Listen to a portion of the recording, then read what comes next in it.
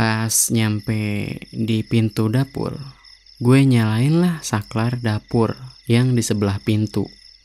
Kayak biasa gue buka pintu terus masuk kamar mandi nuntasin hajat gue. Untungnya pas gue di kamar mandi sampai selesai buang air, itu nggak ada kejadian apa-apa. Nah pas gue mau nutup pintu dapur, kan otomatis ngelihat ke arah pintu gudang juga kan.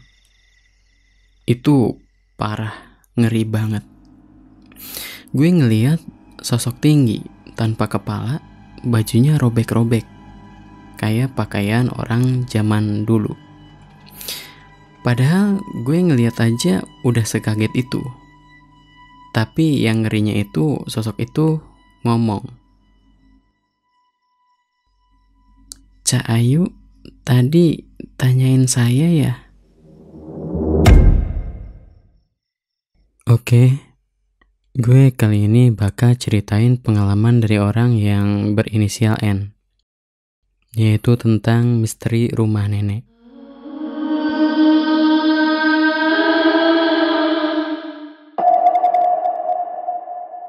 Ini pengalaman gue pas masih duduk di bangku SMP.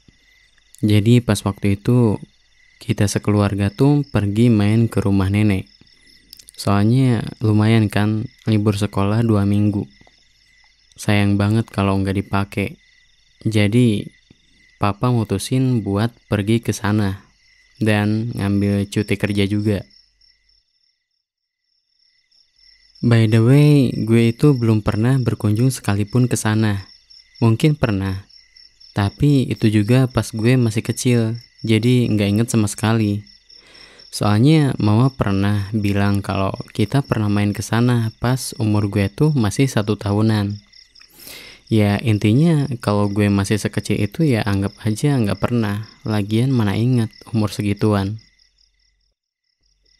Dan gue juga punya adik cowok yang umurnya tuh baru setahunan pas waktu itu.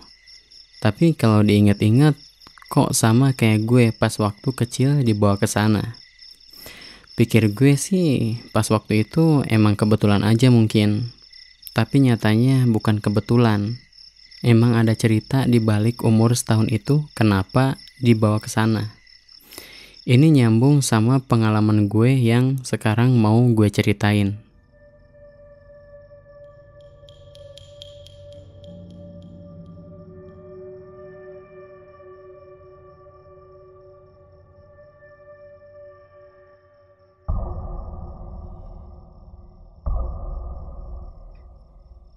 Kita semua ke sana pakai mobil Kijang. Dan lama perjalanan tuh kurang lebih 7 jaman. Baru bisa nyampe. Berangkatnya tuh malam jam 8-an, kalau nggak salah. Nah di perjalanan ini ada beberapa kejadian yang lumayan serem sih menurut gue.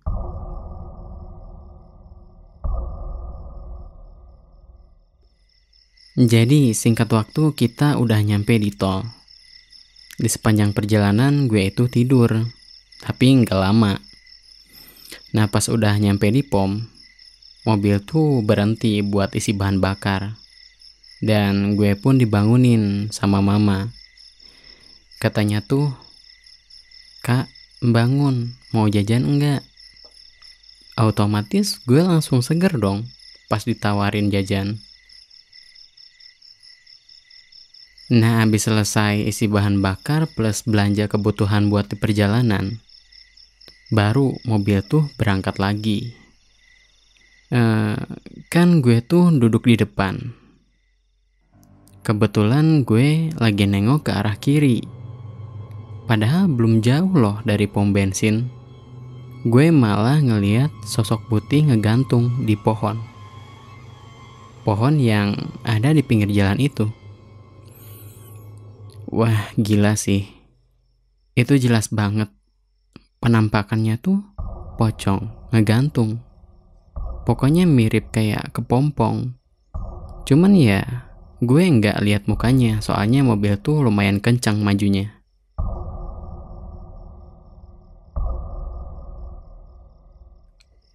Di sepanjang jalan tol, gue nggak nemu hal yang begituan lagi. Tapi pas udah keluar tol, mulai tuh gue ngeliat sosok lagi. Tapi ini parah sih. Pas si mobil masuk daerah yang sepi sama rumah, terus cuma ada kebun kayu di pinggirannya. Dan penerangan jalan tuh cuman dari mobil kita doang. Itu kaca mobil bagian depan. Pas banget di depan gue itu mah, ada yang nabrak. Jebret. Gue kaget, matung beberapa saat. Terus abis itu nanya ke bapak gue,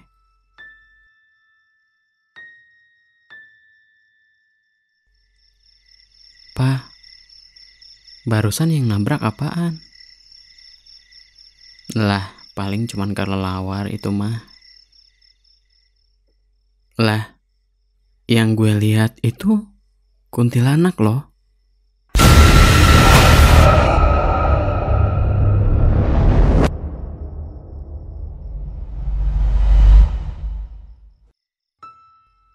Ya, meskipun sekilas, tapi karena gue duduk di depan, jadi sebelum nabrak itu gue ngeliat dulu yang nabrak itu apaan. Dan gue tanya gitu tuh cuman buat mastiin doang. Tapi pas bapak gue bilang gitu, ya gue pikir waktu itu salah lihat aja. Karena gue tuh ngerasa ada yang nggak bener. Jadi gue mutusin buat tidur aja daripada gue ngeliat yang serem-serem mulu di luar kaca mobil.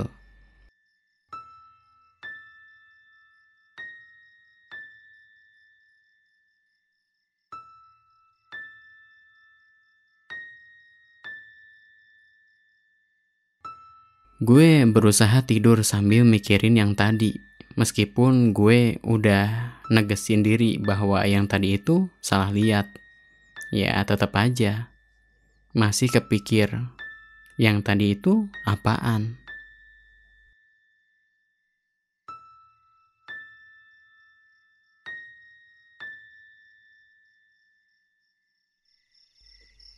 Nah pas gue udah mau tidur banget, tiba-tiba mobil tuh lompat, kayak nginjek polisi tidur. Gue kaget dong. Mama gue langsung tanya, "Pah, apaan barusan?" "Kayu, itu kayaknya ngalangin jalan barusan." Tapi yang anehnya, bapak gue tuh ngeliat ke belakang. Ya, kalau batang kayu biasa kayaknya nggak bakal sampai segitunya. Dia pasti bakal bodo amat kalau emang bener itu beneran kayu. Tapi ini gerak-geriknya itu kayak abis ngelindes sesuatu. Bahkan sampai mastiin ngeliat ke belakang. Nah, kejadian ini tuh nanti bakal gue ceritain di akhir-akhir. Yang tadi itu abis ngelindes apaan. Tapi karena katanya nggak ada apa-apa, ya gue lanjut aja tidur. Nah singkat cerita pas gue udah tidur, gue kebangun lagi. Tapi lokasinya udah lumayan deket sama rumah nenek. Tempatnya itu ya kurang lebih masih pelosok gitu. Masih banyak pohon yang kayak hutan alami. Mungkin yang kayak gitu disebutnya pemandangan asri kali ya. Sumpah, tempatnya serem banget. Nggak ada rumah sama sekali. Jalanan aja masih tanah cadas. Abis lihat kayak gitu kondisinya, gue langsung tiduran lagi. Soalnya nggak berani nengok kemana-mana. Takutnya kayak yang tadi, nggak sengaja ngeliat yang macem-macem lah. Tapi ya namanya hutan ya tetap aja nyimpen banyak misteri mistis. Kadang-kadang ya Papa tuh kayak ngeliat sesuatu yang bikin gue bertanya-tanya. Tapi ya dia nggak ngomong apa-apa. Mungkin buat tenangin keluarganya supaya nggak khawatir. Ada mungkin setengah jam mobil tuh nyusurin jalanan yang creepy banget itu. Abis itu nyampe dah di rumah nenek gue. Wah, ternyata tempatnya tuh masih minim sama lampu. Mungkin cuman beberapa rumah doang yang dialirin sama listrik, termasuk rumah itu. Rumahnya juga masih kehitung sama jari. Cuman ya nggak jauh dari tempat itu tuh ada tempat rame kayak pasar. Jaraknya ada 3 kilometeran dari tempat itu. Karena pas nyampe sana tuh masih gelap menjelang subuh. Gue turun dari mobil tuh jatuh kesandung sama batu. Auto nangis lah. Soalnya lutut gue berdarah. Tiba-tiba ada yang keluar dari rumah yang mau kita masuki itu. Enggak apa-apa kok, Cu. Nanti Mbah obatin. Di dalam ada obatnya kok. Entah kenapa gue langsung berhenti nangis. Perkiraan gue sih mungkin karena heran ngelihat orang di keadaan minim lampu dengar suara yang lembut banget, kayak ngerangkul gue gitu loh. Pas udah masuk, ternyata di dalam itu terang banget. Nenek gue buru-buru ngambil perban sama betadin buat nutupin luka yang ada di lutut. Selesai ngobatin nih luka, terus bilang gini, nanti sembuh kok, gak bakal lama. Nanti tak marahin sama Mbah yang bikin kamu jatuh itu. Hah? Perasaan tadi gue jatuh sendiri gara-gara kesandung itu. Sumpah, gue bertanya-tanya sampai sekarang soal itu. Soalnya pas abis dari luar tuh, ya nenek gue cuman bilang, udah tak marahin sama Mbah. Udah Mbak iket tuh di batu. Sisanya ya ngedumel, pelan. Kalau nggak salah ucapannya tuh kurang lebih kayak gini. Berani banget nyentuh cucuku. Ya spekulasi gue sih makhluk tak kasat mata mungkin. Soalnya sampai sekarang gue nggak tahu.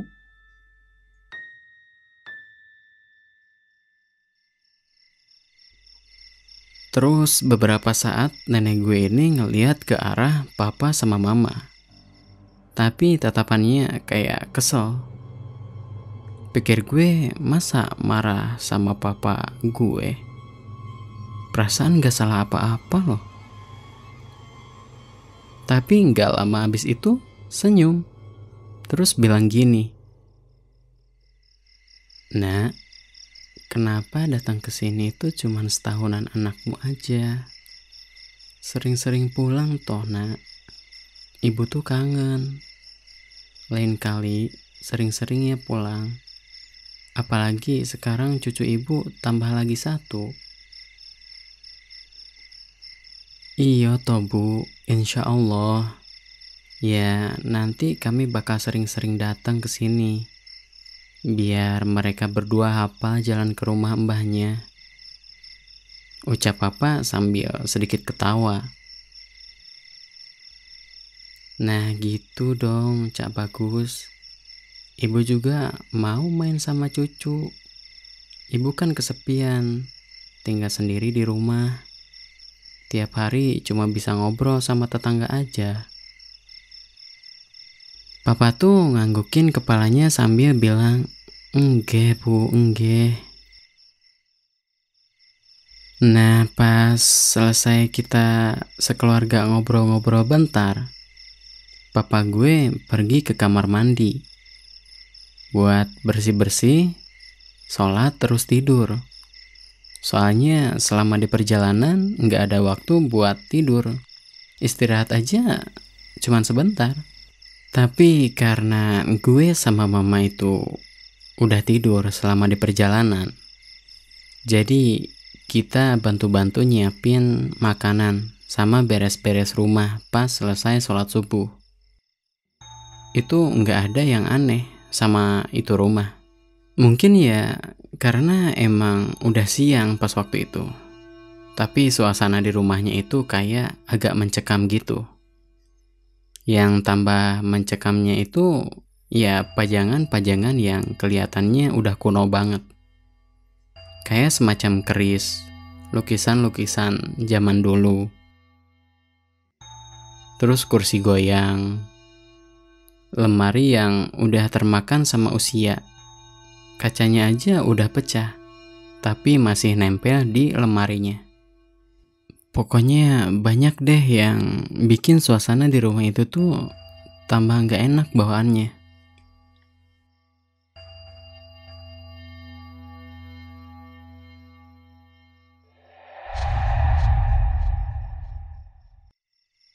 Waktu itu gue dikenalin ke tetangga yang biasa ngobrol sama nenek.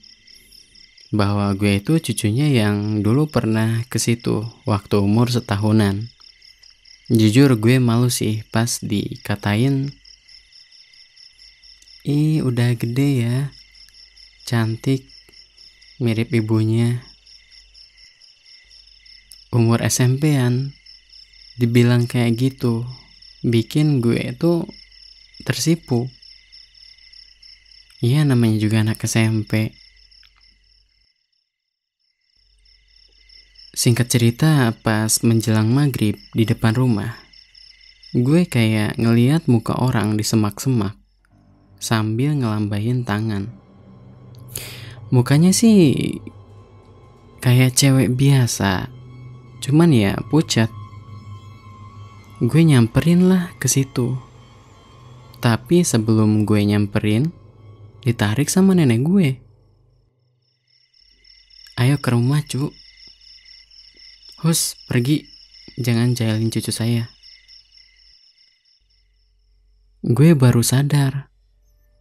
Kalau gue inget-inget sekarang, tuh cewek tangannya panjang. Adalah mungkin 2 kali lipat tangan orang dewasa. Cuman ya, gue ngerasa gak ada yang aneh pas waktu itu.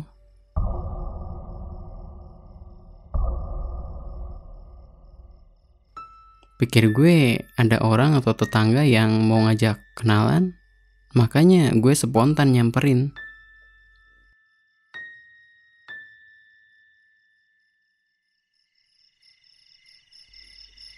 Pas di rumah, kita sekeluarga makan bareng-bareng tuh. Kayak rumah yang tadinya cuman hitam putih, tiba-tiba jadi berwarna karena kebersamaan keluarga. Anget banget sih suasana pas waktu itu. Cuman nggak berlangsung lama. Selesai makan, gue sama mama tuh cuci piring, bantuin nenek. Tiba-tiba dari gudang ada suara gaduh. Kayak barang-barang jatuh. Tapi bukan cuma itu. Ada juga suara hantaman ke tembok. Kayak suara benda tumpul. Mungkin mirip ke kayak tangan mukulin tembok. "Mbah, melihara kucing ya?" "Oh iya, itu paling kucing Mbah lagi ngejar tikus." Jawabnya itu sambil sedikit ketawa. "Iya, paling tikus itu, Kak," tambah mama gue. Pikir gue ya udah kalau tikus mah. Gue percaya aja waktu itu sama perkataan nenek sama mama gue. Selesai kita cuci piring, terus lanjut ngobrol tentang kakek sama papa gue. Sambil nunjukin juga foto kakek sama papa tuh kayak gimana pas masih mudanya. Pokoknya ngobrolin ini itu tentang seputar masa-masa dulu. Yang gue rasain waktu itu seneng bisa ketawa terus. Gue berandai-andai nenek itu tinggal bareng sama kita. Tapi dia nggak bisa karena alasan-alasan tertentu yang pada masa itu gue nggak paham. Habis itu kita pergi tidur, soalnya udah jam 9-an. Kalau orang ngobrol itu emang gak kerasa, apalagi obrolannya asik banget, kayak waktu itu. Kamar tidur di rumah itu ada 4, karena gue di rumah biasanya udah bisa tidur sendiri, jadi di situ gue juga inisiatif tidur sendiri, ya intinya mencoba terlihat dewasa lah. Padahal gue ditawarin sama nenek buat tidur bareng, biar ada teman tidurnya. Tapi gue gak mau, pengen tidur sendiri aja, kata gue tuh. Mama tuh nyeletuk, bilang gini, "Iya bu, biarin aja kakak tidur sendiri, udah gede juga." Mama bilang gitu sambil ngetawain gue. Yo wis, kalau mau tidur sendiri, kalau ada perlu apa-apa, bangunin mbah aja ya. Greget banget sama nenek gue. Lemah lembut suaranya tuh. Pas udah masuk kamar, rebahan di kasur, gue ngeliat ke arah dinding, deket lawang yang ditutup sama gorden. Hah? Sejak kapan nih lukisan ada di sini? Perasaan tadi siang gak ada deh. Dalam hati tuh, gue ngomong begitu. Ya udahlah, paling nenek gue yang sengaja naruh lukisan di situ, biar kelihatan bagus nih kamar. Tapi menurut gue, bukannya tambah bagus, malah tambah serem. Soalnya si gambar di lukisan itu, gambar seorang ibu. Ya kayak wanita zaman dulu sambil ngegendong bayi. Dan tatapan si ibu itu sambil ngeliat anaknya. Yang tambah serem karena emang itu lukisan tua juga kelihatannya.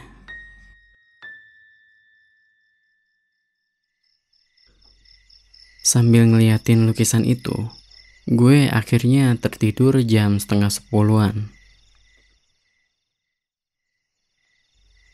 Mungkin jam 12-an lah, gue kebangun. Terus kepengen buang air. Meskipun gue malas ke kamar mandi, tapi karena udah gak tahan, ya gue akhirnya maksain diri buat pergi ke kamar mandi. Kamar mandinya tuh kan di dapur, terus deket juga sama tempat nyuci piring, yang pinggirnya itu gudang. Tapi sebelum ke kamar mandi, gue ngerasa keheningan rumah itu bener-bener serem banget. Meskipun rumah diterangi sama lampu. Merinding sih enggak, cuman pas waktu itu gue bergumam, ini rumah kalau malam serem banget sih. Pas nyampe di pintu dapur, gue nyalain lah saklar dapur yang di sebelah pintu. Kayak biasa gue buka pintu terus masuk kamar mandi nuntasin hajat gue. Untungnya pas gue di kamar mandi sampai selesai buang air, itu nggak ada kejadian apa-apa. Nah pas gue mau nutup pintu dapur, kan otomatis ngelihat ke arah pintu gudang juga kan. Itu parah, ngeri banget. Gue ngeliat sosok tinggi, tanpa kepala, bajunya robek-robek, kayak pakaian orang zaman dulu. Padahal gue ngeliat aja udah sekaget itu. Tapi yang ngerinya itu, sosok itu ngomong, "Cak Ayu, tadi tanyain saya ya?" Gila, kepalanya dipegang di tangan kiri, terus sebelah kanannya megang cerulit, tapi panjang banget. Ngelihat sosok kayak gitu, gue langsung tutup pintu, terus lari tanpa matiin lampu, balik ke kamar. Tapi ternyata belum hanya sampai di situ.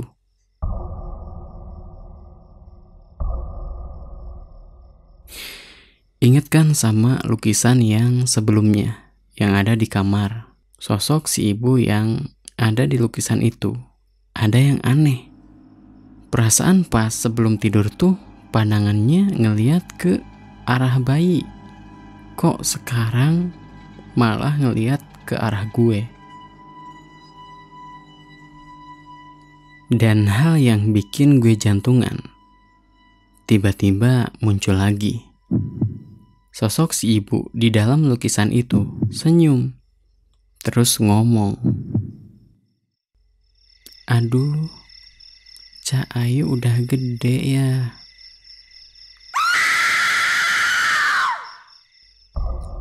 Gue langsung lari ke kamar mama sama papa gue sambil ngejerit nangis. "Ma, pengen pulang. Aku nggak mau di sini." "Lah, kakak kenapa?" Gue cuman bisa nangis, nggak jawab apa-apa. Mungkin karena ngedenger gue nangis, nenek tuh nyamperin ke kamar sambil ngerangkul gue.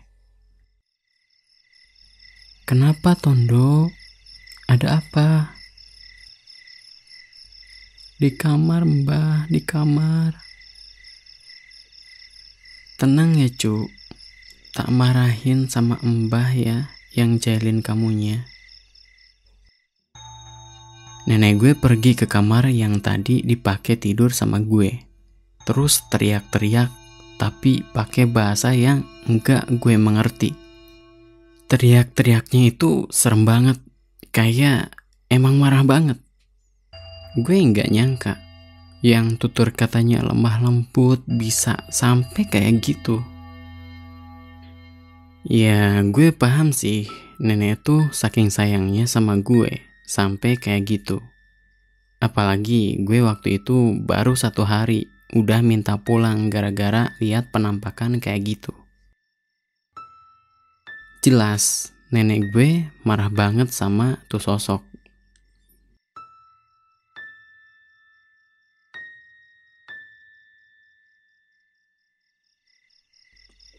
Habis itu nenek balik ke kamar, terus nenangin gue. "Udah Cahayu, udah Mbah marahin biar dia kapok." Karena tutur kata sama suaranya itu lembut banget, jadi bikin gue tuh cepet tenang. "Cahayu masih tetap pengen pulang?" "Iya, Mbah." Sebenarnya gue sakit banget sih ngeliat raut wajahnya tuh kayak sedih. Tapi ya mau gimana lagi, gue yang waktu itu udah bener-bener takut. Pokoknya pengen buru-buru pulang. Pas malam itu juga gue tuh kayak dijampi-jampi, entah pakai bahasa apa. Terus pas waktu itu gue juga nggak tahu gunanya buat apa. Ya mungkin buat ngebentengin dari yang kayak begituan. Tebakan gue sih gitu. Tapi karena waktu itu nanggung jam segitu, jadi nunggu subuh buat berangkatnya. Singkat cerita, subuh pun udah datang. Sebelum berangkat, gue sama mama tuh wudhu bareng ke kamar mandi. Habis itu beresin tas yang di kamar sebelah bekas gue tidur. Itu juga bareng sama mama, soalnya gue masih takut. Sembari ngemas barang, gue sambil ngeliat ke sekeliling.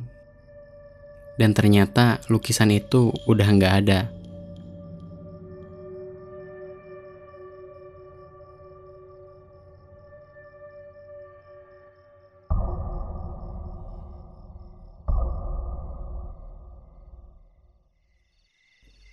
Kita semua pamitan sama nenek. Sebelum gue naik mobil, nenek bilang ke gue kayak gini, "Cahayu, kapan-kapan kesini lagi ya sama adik kamu, kalau udah tahu jalan kesini." Gue ngangguk aja. Soalnya gue juga nggak tega. Orang baru sebentar di situ.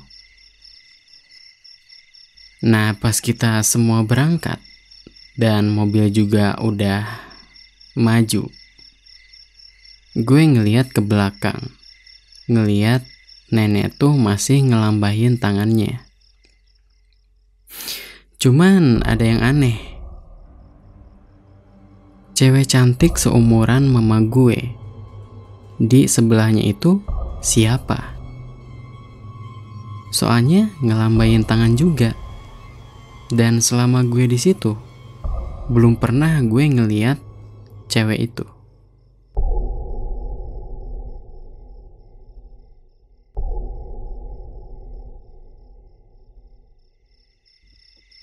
Singkat cerita, kita nyampe di rumah. Dan papa tuh ceritain tentang diri dia yang enggak diceritain sama nenek. Jadi dulunya itu almarhum bapaknya papa alias kakek gue itu seorang dukun.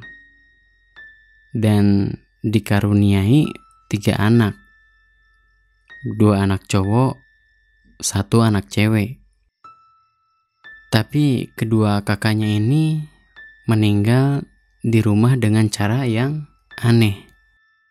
Mungkin kakek gue tahu penyebabnya, tapi dia simpen sendiri cerita itu. Sejak saat itu, kakek gue ini nyuruh papa buat ngerantau aja keluar kota. Intinya ya ngadu nasib dengan bermodalkan ijazah setara SMA. Tapi bersyukurnya ya bagus peruntungan di kotanya itu. Abis ketemu sama mama, papa gue ini mulai kenal sama agama. Karena dirasa mama gue ngebawa papa tuh ke arah yang bener, barulah dia nikahin mama. Dan pas udah punya 1 anak yang umurnya setahun, yaitu gue pas waktu itu. Dibawalah gue sama mama buat nemuin kedua orang tua papa. Soalnya pas akad, pihak dari papa tuh nggak ada yang hadir. Nah, pas dibawa ke sana, lah ternyata gue itu dikasih yang namanya penjaga dari bangsa yang begituan sama kakek. Dan yang kemarin itu, ulahnya si penjaga itu minjem mata gue. Makanya pas waktu sebelum berangkat sampai ke sana itu, gue tiba-tiba bisa ngeliat yang kayak begitu. Padahal sebelumnya itu gue nggak bisa ngeliat. Terus katanya si penjaga itu karena nggak benar kerjanya, jadi dicopot lagi dari gue. Gue jadi mikir, berarti selama ini tuh gue nggak pernah sendirian.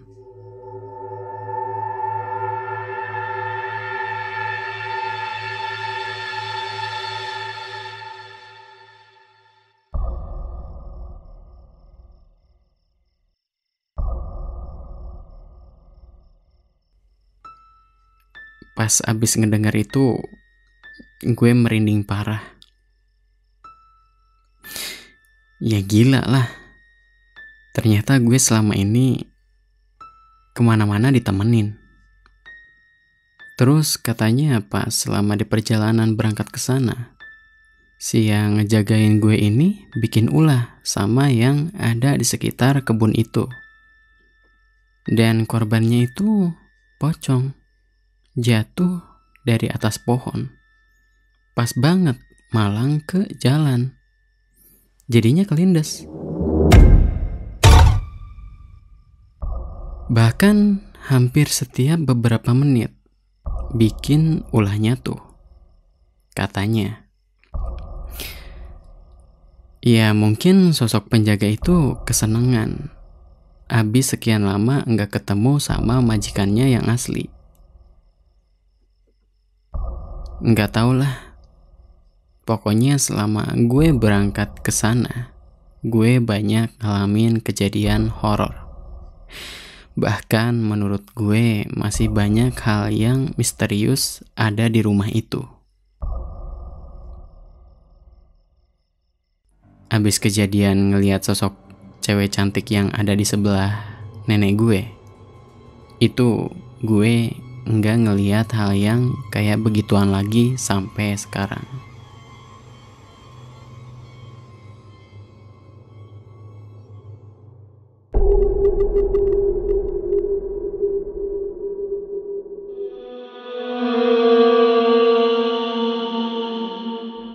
Oke, sekian cerita pengalaman dari inisial N tentang misteri rumah nenek.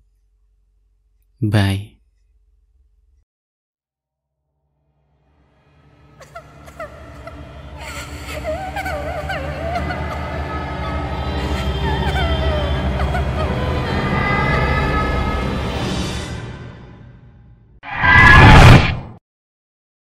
Thanks for watching. Jangan lupa subscribe, like kalau kalian suka, dan sampai jumpa.